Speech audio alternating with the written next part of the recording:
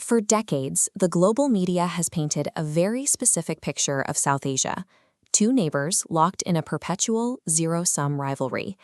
Because they share a border and a complex history, it is easy to assume these two nations operate on a level playing field, matching each other move for move. But that historical framing creates a blind spot, hiding the widening structural gap in actual economic scale and technological momentum. Today, we are stripping away the emotional and nationalistic headlines to look strictly at the numbers across economy, technology, and defense. To actually understand the modern subcontinent, we have to move past the idea of a paired rivalry and analyze the raw, independent realities of each country. According to 2025 World Bank data, India's population sits at roughly 1.46 billion people, the most populous country on Earth. Pakistan has about 255 million. While a fraction of India's size, it still ranks fifth globally. Geographically, India spans a massive footprint, stretching from the deep Himalayas all the way down to vast open ocean coastlines. Pakistan's geography presents a distinct mix, largely defined by rugged mountains, arid deserts, and a heavy reliance on the Indus River basin. These extreme differences in land and population dictate completely different strategic needs. They share a border, but they are managing entirely different physical and demographic scales. This visualizes the total economic volume of both nations. Looking at 2025 figures, India's GDP is $3.96 trillion, while Pakistan's is $407 billion. That gap is expected to continue expanding. IMF forecasts for 2026 project India's real GDP growth at 6.4%, while Pakistan's growth is 3.6%. Inside India's borders, this translates to hyper-dense urbanization.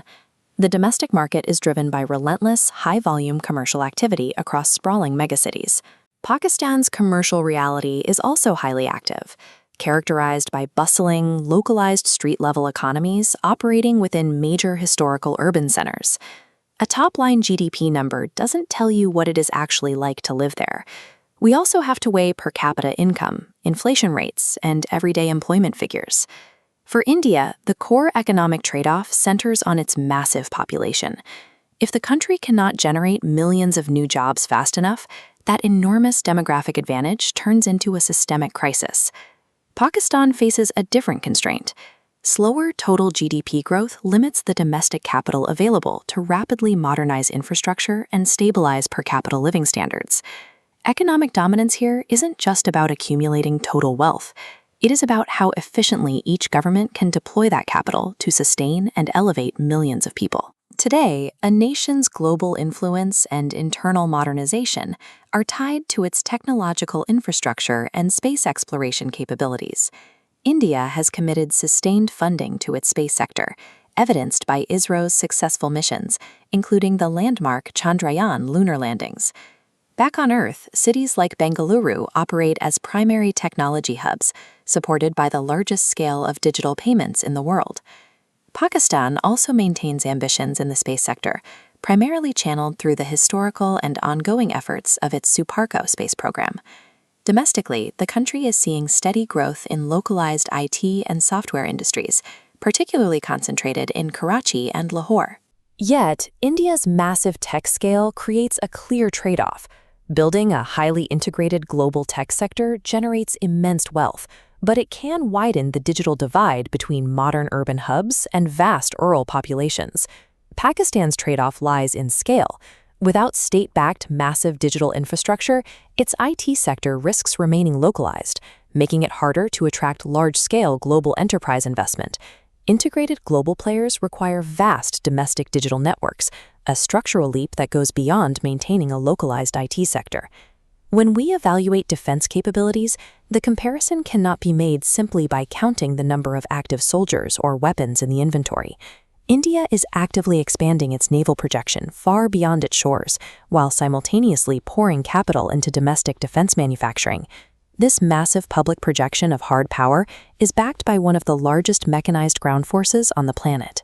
Pakistan answers this disparity through specific, highly targeted strategic investments.